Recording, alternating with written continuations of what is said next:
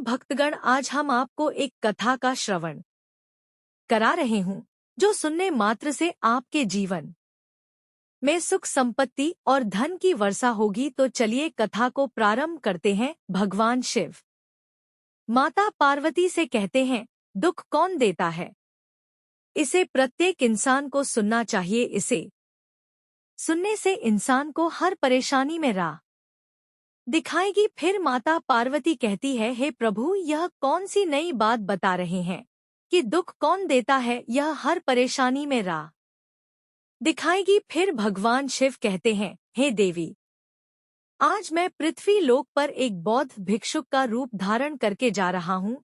कृपया आप कैलाश पर्वत से इसे देखें और सुने कि इंसान को दुख कौन देता है। अगर आप यह कहानी सुन रहे हैं तो पूरा सुनिए। इस कथा को आधा अधूरा छोड़कर जाने की गलती मत करिएगा, क्योंकि इस पवित्र कथा को पूरा सुनने से मन चाहा फल की प्राप्ति होगी। इसलिए इस कथा को पूरा सुने। आप शिव भक्त हैं तो भोलेनाथ का अना ना करें। एक बार भगवान शिव एक बौद्ध भिक्षुक के रूप में नंदपुर गांव में प्रवचन दे रहे थे। वे अपनी बात को समाप्त करते हुए बोले, मानव के दुख का कारण है स्वयं को किसी से बांधना। जहां भी मोह होता है, बंधन होता है, वहां दुख स्वयं ही उत्पन्न हो जाता है। अतः अपने बंधनों को तोड़ जाने और उनसे बाहर निकलने का प्रयास करें।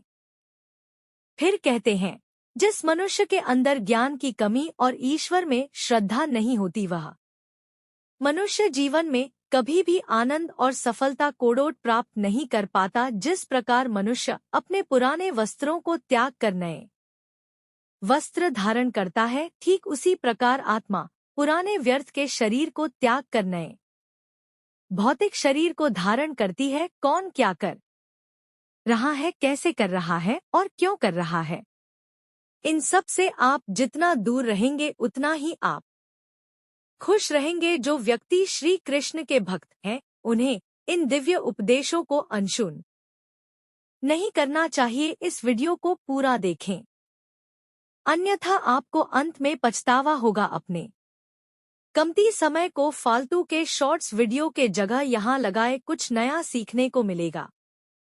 समझदार व्यक्ति जब संबंध निभाना बंद कर देता है तो समझ लेना उसके आत्मसम्मान को कहीं ना कहीं ठेस अवश्य पहुंची है। मोह उसी का करें जिस पर आपका अधिकार है। जिस पर आपका अधिकार ही नहीं, उसका मोह भी नहीं करना चाहिए। जो दूसरों की तकलीफों को समझते हैं, जिनमें दया है, दिल से अच्छे हैं, उन्हें दोबारा जन्म लेना नहीं पड़ता। प्रबुद्ध व्यक्ति के लिए गंदगी का ढेर, पत्थर और सोना सभी समान है। आपकी कर्म ही आपकी पहचान है, वरना एक नाम के हजारों इंसान है। प्रेम सदैव माफी मांगना पसंद करता है और अहंकार सदैव माफी सुनना पसंद करता है। विषयों के बारे में सोचते रहने से मनुष्य को उनसे आसक्ति हो जाती है। इससे उनमें कामना यानी इच्छा पैदा होती है और कामनाओं में विघ्न आने से क्रोध की उत्पत्ति होती है। सदैव संदेह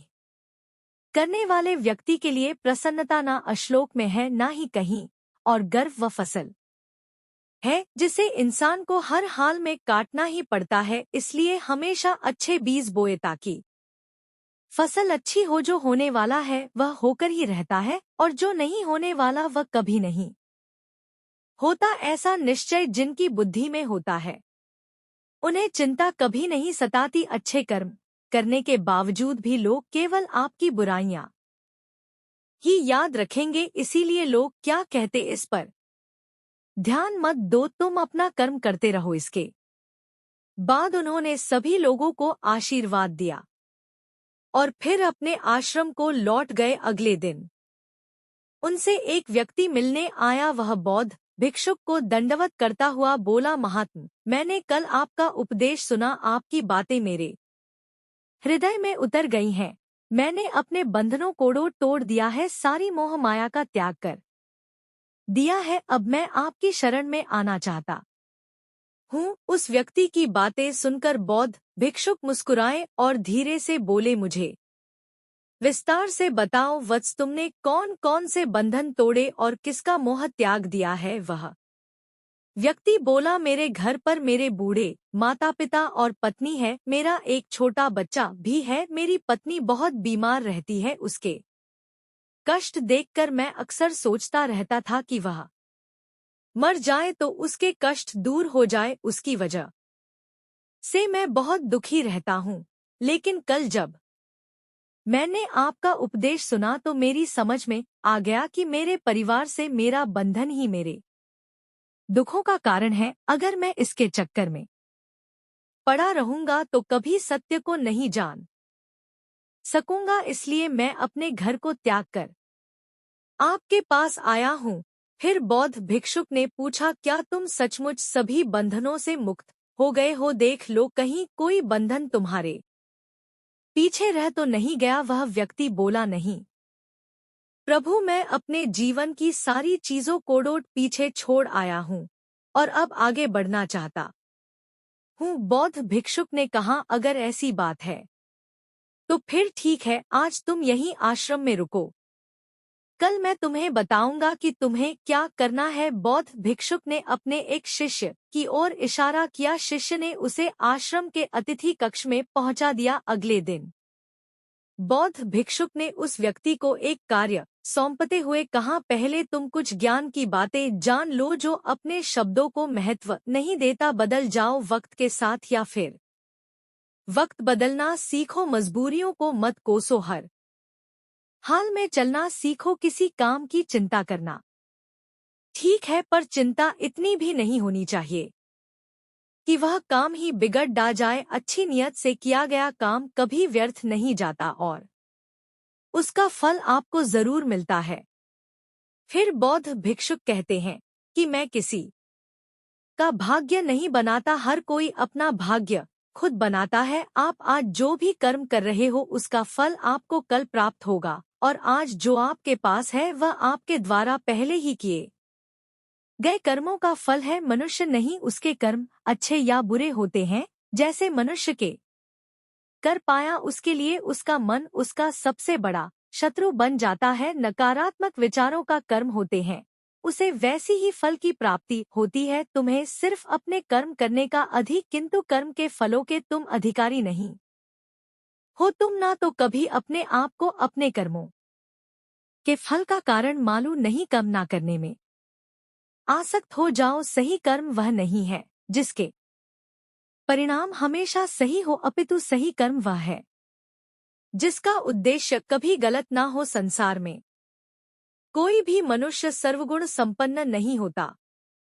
जीवन की सबसे बद्ध गलती वही होती है जिस गलती से हम कुछ सीख नहीं पाते। जब मन कमजोर होता है तो परिस्थितियां समस्या बन जाती है, और जब हमारा मन स्थिर होता है तब परिस्थितियां चुनौती बन जाती है, और जब हमारा मन मजबूत होता है तब परिस्थितियां अवसर बन जाती हैं। मनुष्य की मानवता उसी वक्त नष्ट हो जाती है जब उसे दूसरों के दुखों पर हंसी आने लगती है। अतः तुम्हें किसी भी जीव के लिए शोक करने की आवश्यकता नहीं है। समय यही सिखाता है कि जिंदगी किसी का इंतजार नहीं करती और ना ही किसी के लिए रुक सकती है। जिंदगी खेलती भी उसी के साथ है जो खिलाड़ बेहतरीन होता है। दर्द सबके एक जैसे हैं, मगर हौसले सबके अलग अलग हैं। कोई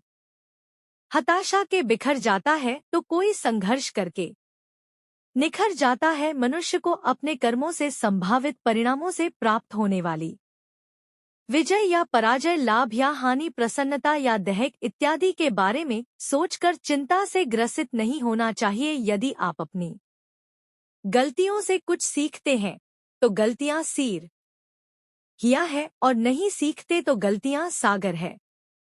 निर्णय आपका है, चढ़ना है या डूबना है। फिर बौद्ध भिक्षुक कहते हैं, तुम्हें पूर्व की दिशा में जाना है, वहां पर तुम्हें एक गांव मिलेगा। गांव के बाहर ही एक साधिका का घर है, वह तुम्हें कोई वस्तु देगी, उसे लेकर तुम्हें वापस मेरे पास आना है। वह व्यक्ति पूर्व दिशा की ओर चल पड़ा। गर्मी का मौसम था। कुछ ही देर में वह पसीने से तरबतर हो गया। उसे प्यास भी सताने लगी। वह सोचने लगा कि अगर इस समय मैं अपने घर पर होता तो इस तरह गर्मी में पसीना नहीं बहाना पड़ता। कुछ दूर और चलने पर उसे भूख भी सताने लगी, पर वह एक सुनसान और बंजर रास्ता था। आसपास ना तो कोई पेड़ था और ना ही पोखर तालाब। वह उन सोचने लगा कि अगर मैं इस समय अपने घर पर होता तो अपनी पत्नी के हाथ का बना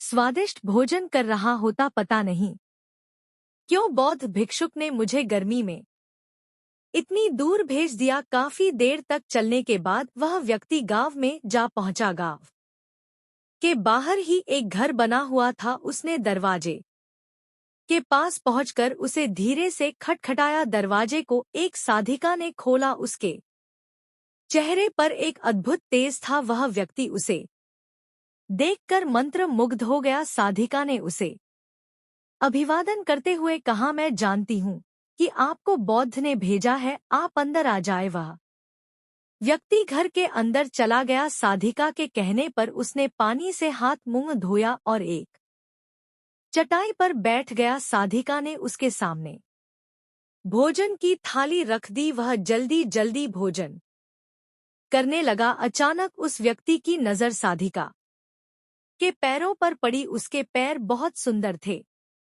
वह उन्हें देखता ही रह गया। तभी साधिका ने उसका ध्यान भंग किया। वह बोली, जिस व्यक्ति को भगवान शिव के चरणों में स्थान मिल जाता, फिर उसे किसी अन्य के चरणों की आवश्यकता नहीं पड़ती। साधिका की बात सुनकर वह व्यक्ति लज्जित हो गया और नजरें नीची करके चुपचाप भोजन करने लगा। भोजन करने के बाद साधिका ने कहा, आप बहुत दूर से आए हैं, थक गए होंगे, यहीं चटाई पर लेट जाए, मैं पंखा कर दूंगी। वह व्यक्ति बहुत थका हुआ था। वह चटाई पर लेट गया और अपनी आंखें बंद कर ली। साधिका उसे पंखा करने लगी, पर लेटने के बाद भी उस व्यक्ति को चैन नहीं आया। उसने धीरे से अपनी पलकों को खोला और चोर नजरों से साधिका को देखने लगा। वह सोचने लगा, यह स्त्री कितनी सुंदर है, इसकी वाणी कितनी मोहक है। अगर यह मेरी पत्नी होती तो मेरा जीवन स्वर्ग बन जाता। साधिका इसके मन की बात समझ गई। वह बोली, शरीर में कुछ नहीं रखा है, यह केवल मांस, मज्जा और अस्थियों का जोड़ है। जो व्यक्ति इसके आकर्षण से मुक्त हो जाता है, वही सत्य को प्राप्त कर पाता है। यह सुनकर वह व्यक्ति घबरा गया। वह चटाई से उठ बैठा और बोला, अब मुझे बौद्ध भिक्षुक के पास जाना चाहिए। कृपया आप मुझे वह सामान दे दे जिसके लिए बौद्ध भिक्षुक ने कहा था। साधिका ने मुस्कुराकर जवाब दिया, बौद्ध भिक्षुक ने आपको जिस कार्य के लिए भेजा था वह पूर्ण हो चुका है। साधिका की यह बात उस व्यक्ति को समझ में नहीं आई। वह दरवाजे की ओर बढ़ चला। दरवाजे के पास पहुंचकर वह एक के लिए रुका और पलटकर बोला, क्या आप अंतर्यामी है? आपने मेरे मन की बातें कैसे समझ ली? वह स्त्री मुस्कुराते हुए बोली, समस्याएं इतनी ताकतवर नहीं होती जितना कि हम उन्हें मान लेते हैं। कभी सुना है कि अंधेरे ने सुबह को होने ही नहीं दिया। गलतियां ढूंढना गलत नहीं है, बस शुरुआत खुद से होनी चाहिए। जरूरी नहीं हर बार आपके शब्दों को सही समझा जाए, इसलिए कभी कभी चुप रहना ही ज्यादा बेहतर होता है। जो जितना अधिक शांत होता है, वह उतनी ही गहराई से अपनी बुद्धि का प्रयोग कर सकता है। निंदा से घबराकर अपने लक्ष्य को कभी ना छोड़, क्योंकि लक्ष्य मिलते ही निंदा करने वालों की राय बदल जाती है। आपकी हार और जीत आपकी सोच पर निर्भर करती है, इसीलिए मान लो तो हार होगी और ठान लो तो जीत ही होगी। सबसे समझदार और स्थिर बुद्धि वाला वही व्यक्ति है जो सफल मिलने पर अहंकार में नहीं आता और विफल होने पर गम में नहीं डूबता। प्रशंसा हो रही हो तो ज्यादा सावधान रहने की जरूरत है। जीवन में कभी भी किसी से अपनी तुलना मत कीजिए, आप जैसे हैं सर्वश्रेष्ठ है। मनुष्य अपने विश्वास से निर्मित होता है, जैसा वह विश्वास करता है वैसा वह बन जाता है। जिसने मन को जीत लिया उसके लिए मन सर्वश्रेष्ठ मित्र है, किंतु जो ऐसा नहीं लगते हैं, कामना से इच्छा जन्म लेती है, इच्छा से वासना पैदा होती है और वासना की आना तय है, परंतु यह आप पर निर्भर करता है कि आप बोले कितना महत्व देते हैं। हमेशा याद रखना, बेहतरीन दिनों के लिए बुरे दिनों से लड़ना पड़ता है। जीवन में कुछ भी स्थायी नहीं है, इसलिए स्वयं को अधिक तनावग्रस्त ना करें, क्योंकि परिस्थितियां चाहे कितनी भी खराब क्यों ना हो बदलेगी जरूर। संसार में परेशानी देने वाले की हस्ती कितनी भी बड़ी क्यों ना हो, पर भगवान की कृपा दृष्टि से बड़ी कभी नहीं हो सकती। प्रेरणा का सबसे बड़ा स्रोत आपके अपने विचार, इसलिए बड़ा सोचे और खुद को जीतने के लिए हमेशा प्रेरित करें। जिसने मन को जीत लिया है उसने पहले ही परमात्मा को प्राप्त कर लिया है, क्योंकि उसने शांति प्राप्त कर ली है। ऐसे मनुष्य के लिए सुख दुख, सर्दी गर्मी और मान अपमान एक जैसे होते हैं। मुश्किलें केवल बेहतरीन लोगों के हिस्से में ही आती है, क्योंकि वही लोग उसे बेहतरीन तरीके से अंजाम देने की काबिलियत रखते हैं। कोई कुछ भी कहे, बस अपने आप को शांत रखो, क्योंकि सूरज कितना भी तेज क्यों ना हो, समुद्र सूखता नहीं है। जहाँ आपकी कोई कीमत नहीं वहाँ पर रुकना अनुचित है, चाहे वह किसी का घर हो या किसी का मन। जब कोई हाथ और साथ दोनों ही छोड़ देता है, तब कुदरत कोई ना कोई उंगली पकड़ने वाला भेज देता है। उन्हीं का नाम कान्हा है, जो मन को नियंत्रित नहीं करते। उनके लिए वह शत्रु के समान कार्य करता है।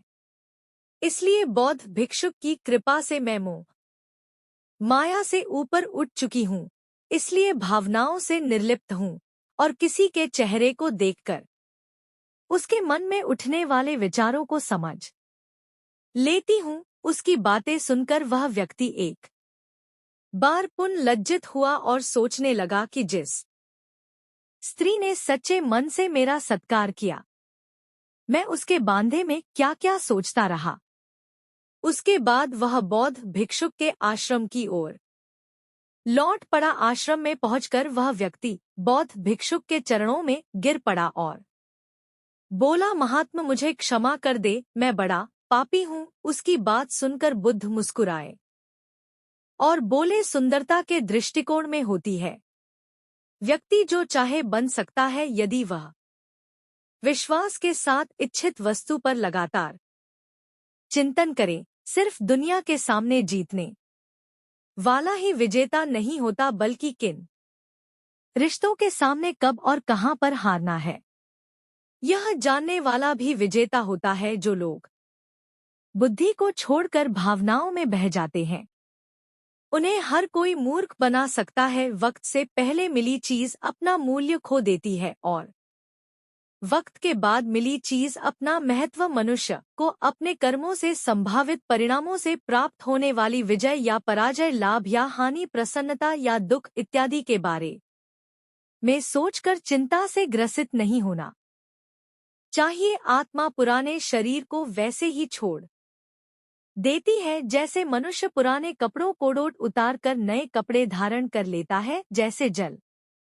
में तैरती नाव को तूफानों से अपने लक्ष्य से दूर ले जाता है, ठीक वैसे ही इंद्रिय सुख मनुष्य को गलत रास्ते की ओर ले जाता है। आपका विश्वास एक पर्वत को भी खिसका सकता है, लेकिन आपके मन का संदेह दूसरा पर्वत खड़ा कर सकता है। हमारा खुद पर विश्वास होना बहुत ही जरूरी है, क्योंकि हम अपने रास्ते पर खुद चलते हैं। वक्त कभी भी एक जैसा नहीं रहता, उन्हें भी ढोना पड़ता है। जो बेवजह दूसरों को रुलाते हैं, अपनी इच्छा शक्ति के माध्यम से अपने आप को नई आकृति प्रदान करें। कभी भी स्वयं को अपनी आत्मरक्षा से अपमानित ना करें। शिक्षा एक मात्र स्वयं का मित्र होता है और इच्छा ही एकमात्र स्वयं का शत्रु भी। अपनी पीड़ा के लिए संसार को दोष मत दीजिए, अपने मन को डोट समझाओ। तुम्हारे मन का परिवर्तन ही तुम्हारे दुखों का अंत है। खुद को कमजोर कभी नहीं समझना चाहिए। अगर आप गिरते हो तो उड़ने का प्रयास करो, लड़ो पूरी निष्ठा से, अपना कर्तव्य अपना कर्म निभाओ, बाकी सब मुझ पर छोड़ दो। हो सकता है हर दिन अच्छा ना हो, लेकिन हर दिन में कुछ अच्छा जरूर होता है। धैर्य रखिए, कभी कभी आपको जीवन में सबसे अच्छा पाने के लिए सबसे बुरे दौर से गुजरना पड़ता है। रोना बंद करो, अपनी तकलीफों से खुद लड़ना सीखो, क्योंकि साथ देने वाले भी शमशान से आगे नहीं जाते। समय जब न्याय करता है तब गवाहों की आवश्यकता नहीं पड़ती है। फिर बौद्ध भिक्षुक कहते हैं, मैंने तुम्हें साधिका के पास इसीलिए भेजा था ताकि तुम अपने आप को देख सको। अब मुझे बताओ, क्या तुम सचमुच मोह और बंधन को त्याग चुके हो? वह व्यक्ति कुछ नहीं बोला, वह नजरें नीची किए चुपचाप खड़ा रहा। बौद्ध भिक्षुक ने कहा, बाहरी बंधन और मोह को त्यागने से हम बंधन मुक्त नहीं होते। दरअसल बंधन और मोह हमारे भीतर होता है। तुमने परिवार को छोड़ दिया और सोचा कि मैं बंधन मुक्त हो गया, लेकिन जैसे ही तुम्हें अवसर मिला तुम्हारे भीतर का मोह जाग उठा और इसी वजह से आज तुम अपने आप को पापी समझ रहे हो। मुझे क्षमा कर दे प्रभु। उस व्यक्ति ने अपने हाथ जोड़ दिए। फिर वह धीरे से बोला, आप सही कह रहे हैं, मैं केवल अपनी पत्नी से पीछा छुड़ाना चाहता था। वह बहुत बीमार रहती है, मैं कुछ ज्यादा कमाता भी नहीं हूँ, इसीलिए मैं अपने परिवार के दायित्वों का निर्वहन भी ठीक ढंग से नहीं कर पा रहा हूँ। शायद इसीलिए मैं अपने परिवार से पीछा छुड़ाना चाहता था, पर अब मैं समझ गया हूँ, मेरा परिवार ही मेरा सत्य है और उसके दायित्वों का निर्वहन ही असली कर्म है। फिर बौद्ध भिक्षुक बोले, मैं जो कुछ भी कहता हूँ वह अपने अनुभव के आधार पर कहता हूँ। लोग मेरी बातों को सुनते तो हैं, पर वे अपने स्वार्थ के अनुसार ही उसका अर्थ ग्रहण करते हैं। इसीलिए मोह, माया, कामना, इच्छा, वासना, क्रोध को लोग बाहर की ओर खोजते हैं, जबकि यह हमारे भीतर ही है। हम दूसरों को देखकर तरह तरह की कामना करने पूर्ति न होने पर क्रोध उत्पन्न होता है। यह सब एक दूसरे से जुड़े हुए हैं। क्रोध के लिए हम सदैव दूसरे को जिम्मेदार ठहराते हैं, जबकि क्रोध का स्रोत हमारे भीतर है।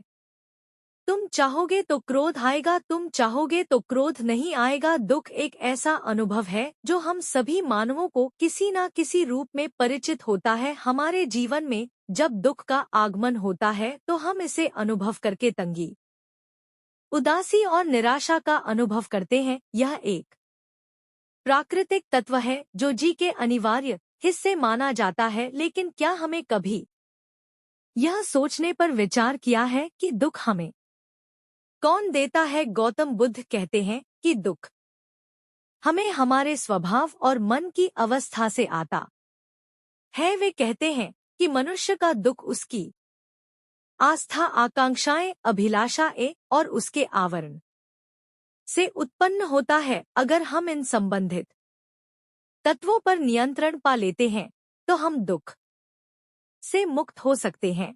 हम आसानी से संतुष्ट नहीं होते और हमारी इच्छाओं की पूर्ति के लिए हमें संघर्ष करना पड़ता है। इस तरह के संघर्ष से हमारे मन में दुख की अवस्था उत्पन्न होती है। यदि हम इच्छाओं और आसक्तियों को परित्याग कर देते हैं तो हम दुख से मुक्त हो सकते हैं।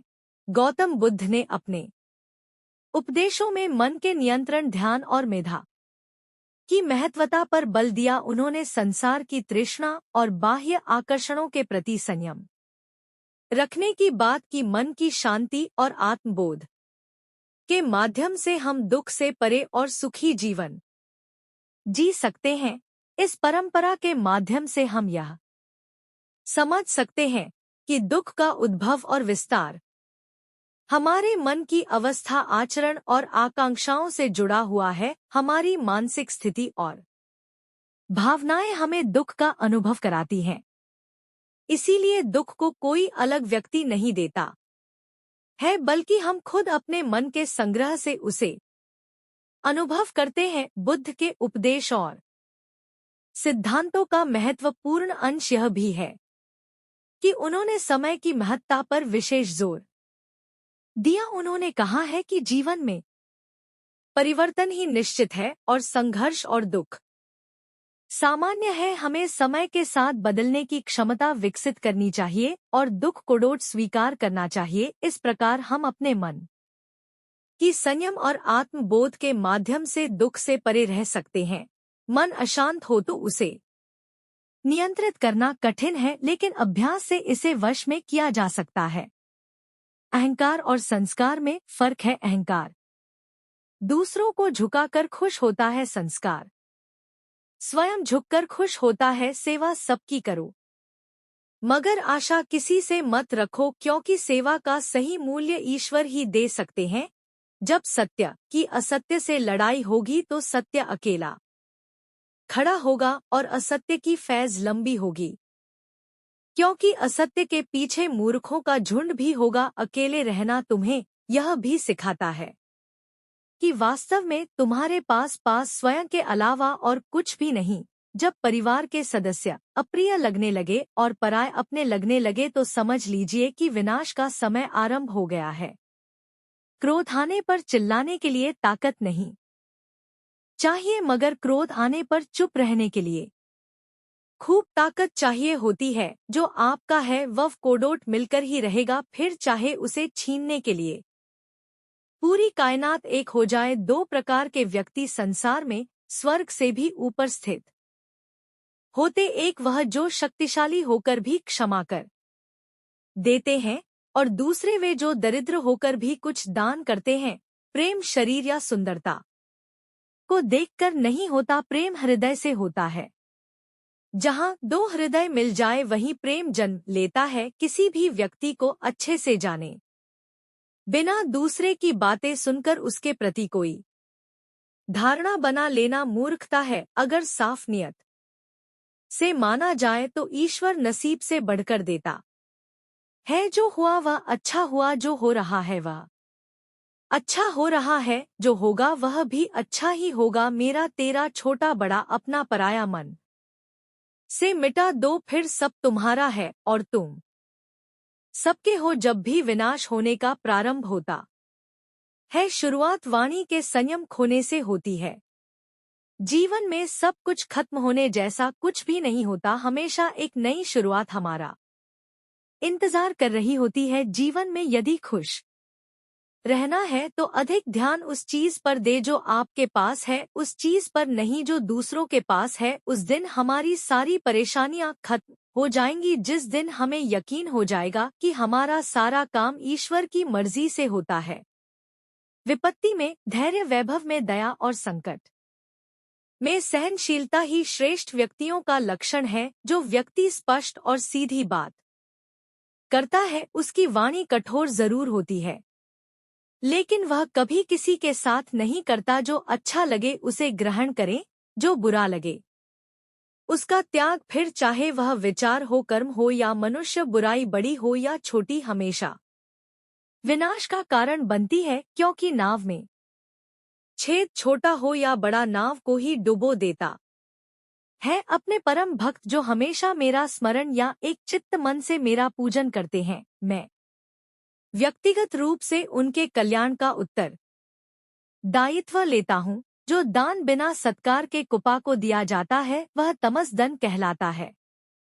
परिवार और समाज दोनों ही बर्बाद होने लगते हैं जब समझदार मौन और ना समझ बोलने लगते हैं। आप वापस नहीं जा सकते और शुरुआत कोडोट नहीं बदल सकते हैं, लेकिन आप जहां हैं वहीं से शुरू कर सकते हैं और अंत को अवश्य बदल सकते हैं।